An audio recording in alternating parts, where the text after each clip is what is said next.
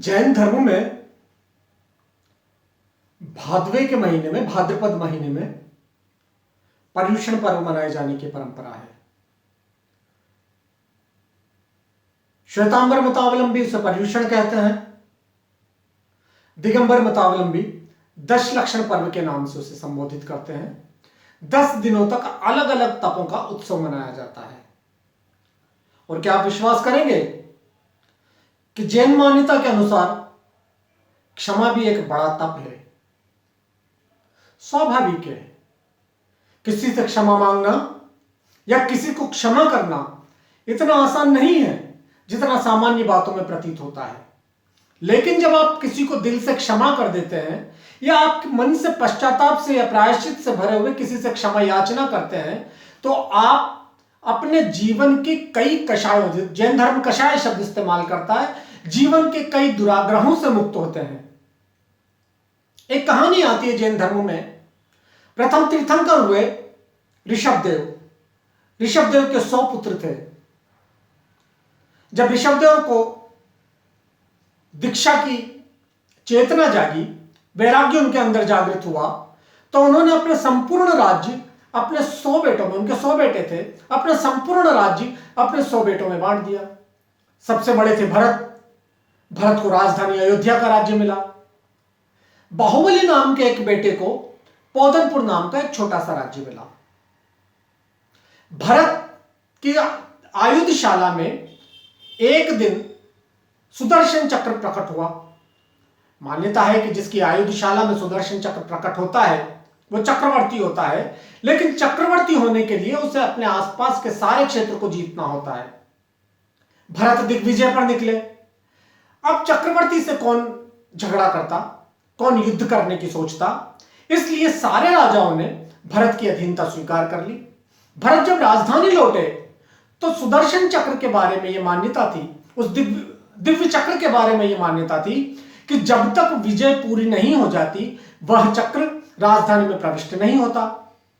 भरत सबको जीतकर जब राजधानी में आए तो उन्होंने देखा कि चक्र रुक गया, राजधानी में प्रविष्ट नहीं हुआ। उन्होंने अपने सामंतों से, अपने मंत्रियों से, अपने ज्योतिषियों से कहा कि विजय तो पूरी हो चुकी, फिर ये चक्र राजधानी में प्रविष्ट क्यों नहीं हो रहा? तो ज्योतिषियों ने कहा आपने सबको तो जीत लिया, लेकिन अपने भाइयों को, अपने जो 98 भाई आपके, 99 भाई आपके हैं, उनको अभी तक नहीं जीता। भरत ने सबके साथ पास संदेशा पहुंचाया। बाकी 98 भाई तो मान गए, लेकिन बाहुबली ने कहा यदि भाई मांगे तो मैं अपनी जान देने को भी तैयार हूं, लेकिन अगर कोई चक्रवर्ती अपने चक्र का भय दिखाकर मुझसे अपनी अधीनता स्वीकार करने को कहता है तो मैं विनम्रता से क्षमा याचना करते हुए कहता हूं कि फैसला युद्ध के मैदान में ही होगा। युद्ध तो होना अवश्यंभावी हो गया। दोनों पक्षों की सेनाएं आमने सामने आ गईं। तब दोनों पक्षों के विद्वानों ने सोचा, सयाने जनों ने सोचा कि आखिर क्यों दो भाइयों की लड़ाई में सैनिकों का रक्त बहाया जाए। दोनों भाई आपस में मल्ल युद्ध कर लें, नेत्र युद्ध कर लें, जल युद्ध कर लें, और जो जीते वो अपने को विजेता मान ले, दूसरा भी उसको विजेता मान ले। यह बात दोनों राजाओं ने स्वीकार कर ली। भरत अच्छी कदकाठी के थे। भरत की तुलना में बाहुबली उनसे भी अच्छी कदकाठी के थे। तो यही हुआ, बाहु युद्ध में, मल्ल नेत्र युद्ध में और जल युद्ध में बाहुबली जीत गए। भरत क्षोभ से भर उठे। भरत ने चक्र का प्रक्षेपण अपने भाई पर कर दिया, लेकिन बाहुबली भी अवतार थे, कामदेव के अवतार माने गए। तो बाहुबली की परिक्रमा करके वो चक्र वापस लौट गया। बड़ा आश्चर्य हुआ सबको, अब क्या होगा? लेकिन उसी क्षण बाहुबली के मन में वैराग्य जागृत हो गया। वो राज छोड़कर अपना राज भरत के हवाले करके और दीक्षा लेकर तपस्या करने चले गए। बरस बीत गए। कहते हैं कि बाहुबली के शरीर पर वल्लरियां यानी बेलें हो गई, सिर पर चिड़ियाओं ने घोंसले बना लिए, लेकिन बाहुबली को मुक्ति नहीं मिली।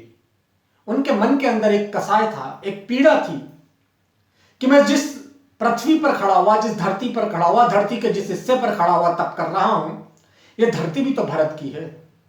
बाहुबली अपने पैर के एक अंगूठे पर खड़े हुए तप कर रहे थे। भरत को यह बात पता चली तो भरत विनम्रता पूर्वक अपने भाई के पास गए, बाहुबली के पास गए और बाहुबली से उन्होंने कहा कि ये धरती किसकी है, कौन इसको अपने साथ ले जा सका है, मैं भी यहीं रहूंगा, धरती रहेगी, अगर मुझसे कोई अभिनय हुआ हो तो मुझे क्षमा करें। बाहुबली ने हृदय से क्षमा किया और कहते हैं उसी क्षण बाहुबली को दिव्य ज्ञान की प्राप्ति हो गई। भरत के मन में पुण्य जागा और भरत ने क्षमा मांगी।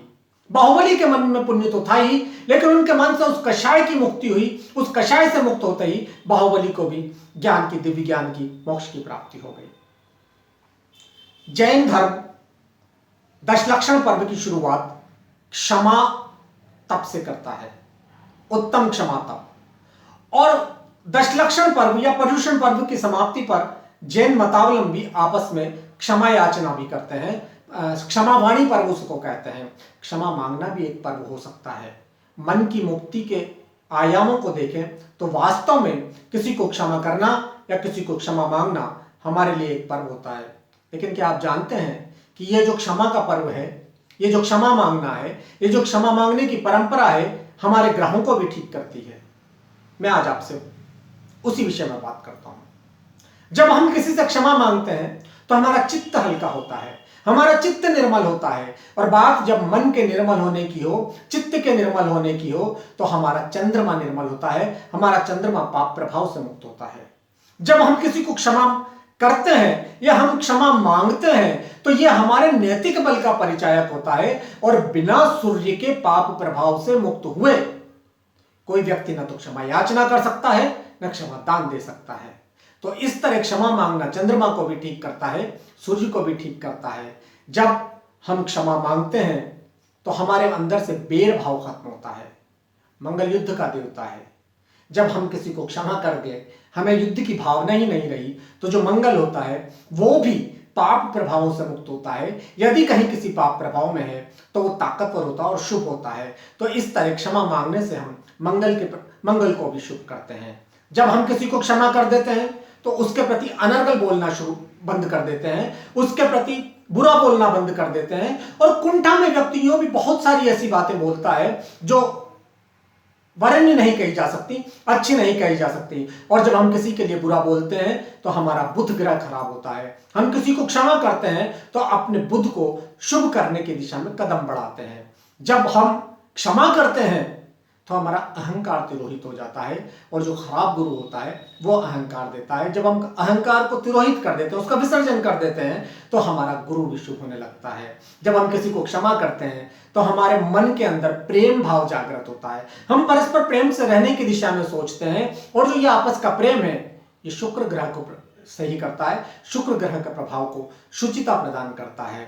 और जब हम किसी को क्षमा करते हैं तो हमारे मन से वो सारी गंदगी निकल जाती है, वो सारा बेर निकल जाता है, वो सारे कषाय निकल जाते हैं, जो कषाय हमें अन्याय की ओर अग्रसर करते हैं, बुरी बातों की ओर, प्रपंचों की ओर अग्रसर करते हैं। तो जब हम न्याय की दिशा में कदम बढ़ाते हैं तो हमारा शनि भी शुभ होने लगता है। तो देखा आपने, एक अकेली क्षमा हमारे सारे ग्रहों को शुभ कर देती है। जीवन में क्षमा के भाव को अपनाइए और देखिए जीवन किस तरह से आपके असीम विस्तार को प्राप्त करता है। नमस्कार।